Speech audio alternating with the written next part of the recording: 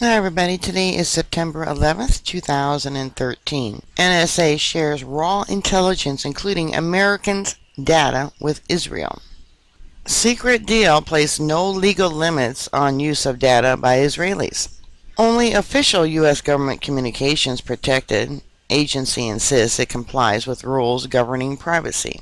The National Security Agency routinely shares raw intelligence with Israel, without first shifting to remove information about U.S. citizens. A top-secret document provided to The Guardian by whistleblower Edward Snowden reveals. Details of the intelligence sharing agreement are laid out in a memorandum of understanding between the NSA and its Israeli counterpart that shows that the U.S. government handed over intercepted communications likely to contain phone calls and emails of American citizens. The agreement places no legal binding limits on the use of the data by the Israelis. The disclosure that the NSA agreed to provide raw intelligence data to a foreign country contrasts with assurance from the Obama administration that there are rigorous safeguards to protect the privacy of U.S. citizens caught in the dragnet. The intelligence community calls this process minimization, but the memorandum makes clear that the information shared with the Israelis would be in its pre-miniaturized state. The deal was reached in principle in March of 2009, according to an updated memorandum, which lays out the ground rules for the intelligence sharing. The 5-page memorandum, termed an agreement between the U.S. and Israeli intelligence agencies pertaining to the protection of U.S. persons, repeatedly stressed the constitutional rights of Americans to privacy and the need for Israeli intelligence staff to respect these rights.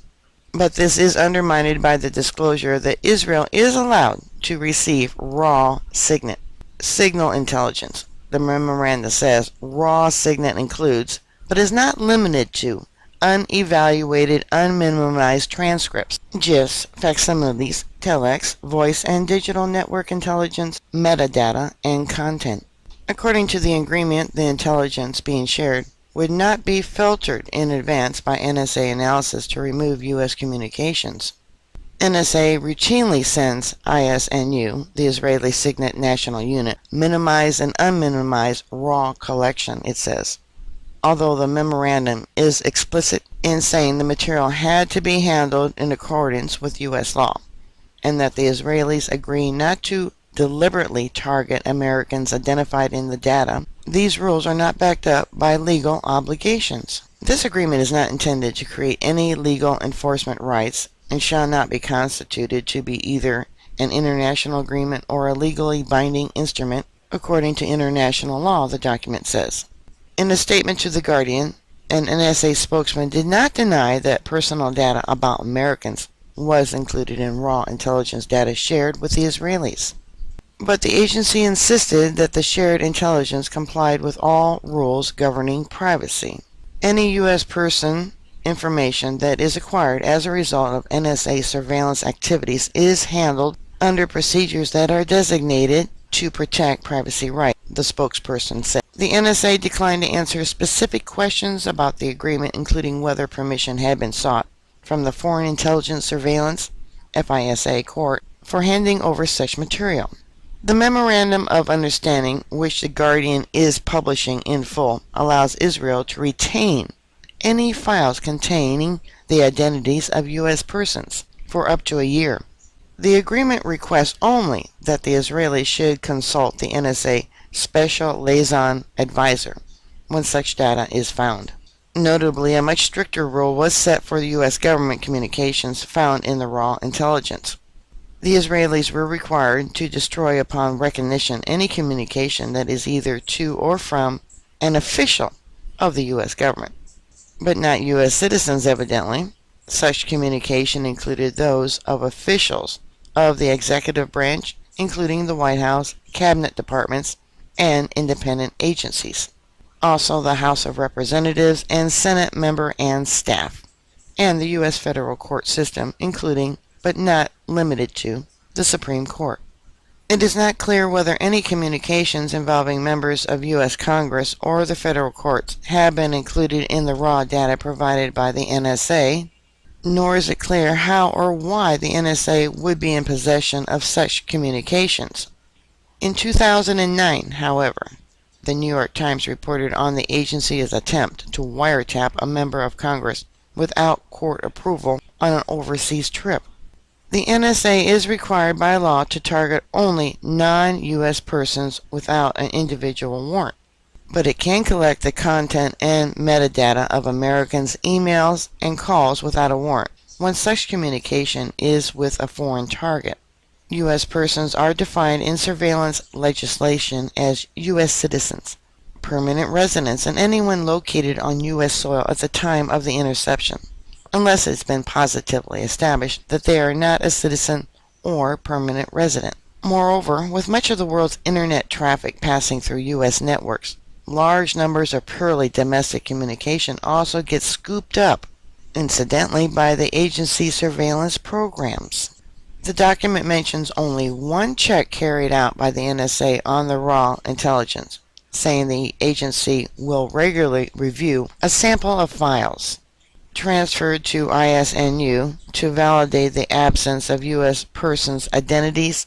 It also requests that the Israelis limit access only to personnel with a strict need to know. Israeli intelligence is allowed to disseminate foreign intelligence information concerning U.S. persons derived from raw signet by NSA on condition that it does so in a manner that does not identify the U.S. person. The agreement also allows Israel to release U.S. person identities to outside parties, including all INSU customers, with the NSA's written permission.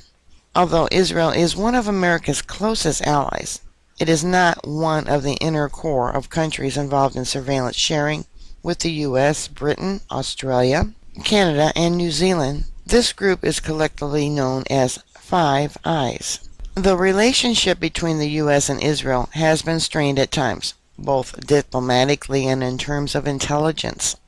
In the top-secret 2013 intelligence community budget request, details of which were disclosed by the Washington Post, Israel is identified alongside Iran and China as a target for U.S. cyber attacks. The reason it's so important for Israel to be protected and maintained is because they consider Israel the only stable country there in the Middle East. I did an article how the NSA is actually providing half of the expenses for the UK for their spying. While NSA documents tout the mutual benefit relationship of signet sharing, another report marked top secret and dated September 2007 states that the relationship, while central to U.S. strategy, has become overwhelmingly one-sided in favor of Israel. Balancing the signet exchange equally between U.S. and Israeli needs has been a constant challenge, states the report titled History of the U.S.-Israel Signet Relationship Post-1992. In the last decade, it arguably tilted heavily in favor of Israeli security concerns. 9/11 came and went with NSA's only true third-party counter-terrorism relationship being driven almost totally by the needs of the partner. In another top-secret document seen by The Guardian dated 2008, a senior NSA official points out that Israel aggressively spies on the U.S. On the one hand, the Israelis are extraordinarily good signet partners for us, but on the other, they target us to learn our position on Middle East problems, the official says. A NIE, National Intelligence Estimate, ranked them as the third most aggressive intelligence service against the U.S. Later in the document, the official is quoted as saying one of NSA's biggest threat is actually from friendly intelligence services, like Israel. There are parameters on what NSA shares with them, but the exchange is so robust we sometimes share more than we intended. The Memorandum of Understanding also contains hints that there has been tensions in the intelligence sharing relationship with Israel. At a meeting in March of 2009 between the two agencies, according to the document, it was agreed that the sharing of raw data required a new framework and further training for Israeli personnel to protect U.S. person information. It was not clear whether or not this was because there had been a problem up to a point in the handling of intelligence that was found to contain America's data.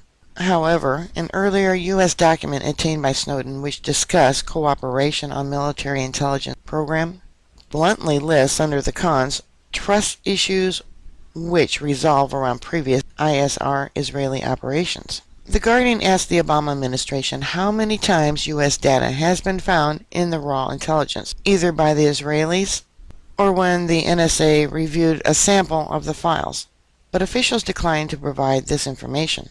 Nor would they disclose how many other countries the NSA shared raw data with, or whether the FISA court, which is meant to oversee NSA surveillance programs and the procedures to handle U.S. information, had signed off the agreement with Israel.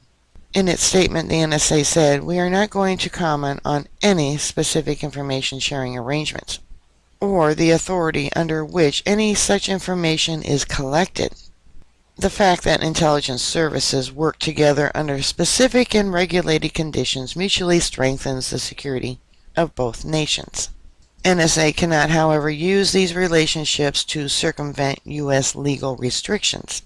Whenever we share intelligence information, we comply with all applicable rules, including the rules to protect U.S. persons' information." Well, when Israel shares this personal information to second and third parties, that would be a good way of NSA getting around our constitutional laws, wouldn't it? Alright, bookmark my site. I'll keep you up to date. Please stay safe, and I'll talk to you later. God bless you all. Bye.